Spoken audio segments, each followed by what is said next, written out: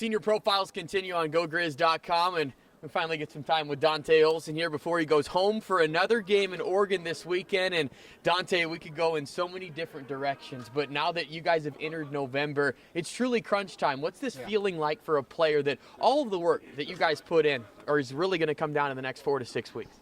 Yeah, we're in the position we want to be in, and we just got to keep taking it week by week, and go 1-0 each week, just like Coach Hawk says all the time. So.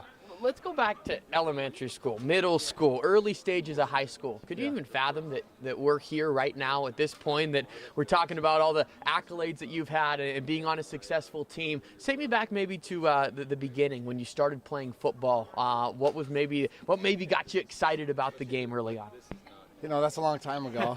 I guess I got excited about football when I was really young because my dad was a coach at Southern Oregon University, and just it's been a part of my life ever since I was, born. So just grew up and always loved the game and came a long way. Take me through the memories maybe of like going to a practice or just seeing him coming home from a practice and just maybe breaking down the game. You're a student of the game. You love breaking down the film with Coach Bear. I see it throughout a weekly basis. But when did that process maybe start for you when you went from just playing to maybe learning the game a little bit more? That was definitely high school. My dad got to, help out and stuff, so he taught me a lot of things about, reading and coverages and watching tape and stuff like that. But like I said, started back, like there's a picture, the SOU guys holding me up when I was, like 2 years old or whatever, and just always loved the game. So tell all of our fans here from Montana, Cascade Christian High School, what is it like as far as size-wise? How many people were playing? How many people were watching you play in a high school game? How intense was it for a guy coming out of that school to be here now? I always tell people the reason I came here was because of my official visit. I was just overwhelmed by everything in Grizz Nation. It's so awesome, and now that I get to be a part of it, it's pretty humbling. But Cascade Christian, about 250 students probably. Graduated 68. Probably had 20, 30 guys on the team. So it's a lot different atmosphere coming here and playing. So just a tad, right? That game against North Dakota State, and I'm going to go back because now, Dante, this picture is going to be enshrined, I think, forever. Looking you jumping up right there in the corner of the end zone. What do you remember from that day? What kind of impact did it have on you, at least at the time, and going down memory lane a bit? That was a very cool first college football game to be a part of. It's probably one of my favorite memories since I've been here. I don't even remember, like we were just staying there, score a touchdown, and that was an insane moment. So you've always taken care of stuff in the classroom and being a great student on top of being an athlete as well here at Montana. Just take me through the balancing act of how that's always been a priority for you, and how that just no matter what, it just seems 3.8, 3.9, 4.0. It's just it's been ingrained for you for a long time now. It's just one of those things that you have to set goals and really you have to be able to multitask everything in your life, whether it's workouts, football, school, religion, whatever it may be. You have to make things priority and set aside times to get stuff done, because if you spend all your time on football and not time in the classroom, then you might not be able to play football. So it's definitely a balancing act of being able to get everything done, and I guess I learned that from a young age. But we could go through all the lists that you're a part of here, but now a finalist Campbell Trophy, New York you're going to in December, it seems like, and all the lists rack up for you. But when you look back at it or dawn on in the time, how special is it to be part of these exclusive lists, and not only just to represent yourself and the team, but your family and the journey and all the work that you put into to be recognized the way you have been? Like you said, football for me started out when I was really young, so it's really cool, humbling, and a huge honor to just be, where I'm at today. And it's not just a testament to myself and hard work, but, the coaches around me and the players around me that are pushing me every day to get better, whether it's in the classroom or on the field or in the weight room. And I couldn't be more thankful for the relationships that I've made since I've been here. And me and you, we've talked about it, and again, the relationship with Coach Bear and just the rest of your coaches, but just breaking down the week, going through it with you too, what is that relationship like? And just, again, even with practices, I mean, when you're going through the film. So just take me through your relationship with Coach Bear and the rest of the staff there. I love the whole staff and Coach Bear especially. We see him a lot more than the other coaches. He gets fired up, and we have to respond.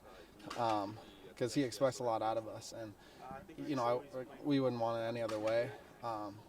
Each and every coach, I have a great relationship with, and like I said, I couldn't be more thankful for the staff that's surrounding us. So. Hey, you didn't know this question was coming, but favorite memory so far? Oh, God. Playing a certain game, certain play, does one maybe stand out above the rest? I mean, we could go down through all the tackle accolades that you have, but is there one game that maybe stands out to you? I'd say that's a really tough question. A lot of memories, a lot of relationships made. I would say maybe my first start against Northern Iowa. Yeah. Got an interception, and that was pretty special. Was there a turning point for you? Maybe again the freshman year when we were talking about being a red shirt and then being a backup, and then the moment you became a starter. Was there something different in that off season, or that you remember, or just maybe more of a dedication to a certain craft? Was there a turning point maybe in your Grizzly career when you went to a relative unknown to the player you are today? I feel like it Coach Nicholson preached as soon as we got here as freshmen, like you can't just flip a switch as soon as you want to become a starter. So I feel like ever since I got here, it's just been the same thing every day. Just bring everything I can, and I feel like patience and hard work and dedication is why things happen the way they did. It wasn't really like a switch was flipped or anything like that. So community service also a huge part of what you do, and having the class down at Gerber Elementary. We've talked about it a ton, but just maybe just the grand scope of it, you being involved in that aspect of it from maybe your faith background as well, just always giving back. How important is that to you, and just the special relationship and bond that you have with that group? I'm really thankful that Cooper was able to pass that down to me, because it's become a really cool thing in my life, and being able to have a relationship with those kids, and like you said, like it's more than just football. It's more than just a game. It's a platform where you can reach other people through being able to encourage kids, whether it's through their faith or through their encouraging them to continue education. And I just think like that's something that's like cool, that I can use football and education and university as a tool to encourage them to pursue more. So. You're focused, you're determined all the time. So when you look at maybe the next level for you and kind of trying to enjoy this ride, but also kind of get yourself ready for what's next, what's that process like? As hopefully football obviously isn't the end here, and going down the road a long ways. Yeah. I mean, first and foremost, got to go 1-0 this week, but my end goal is to keep playing football. So.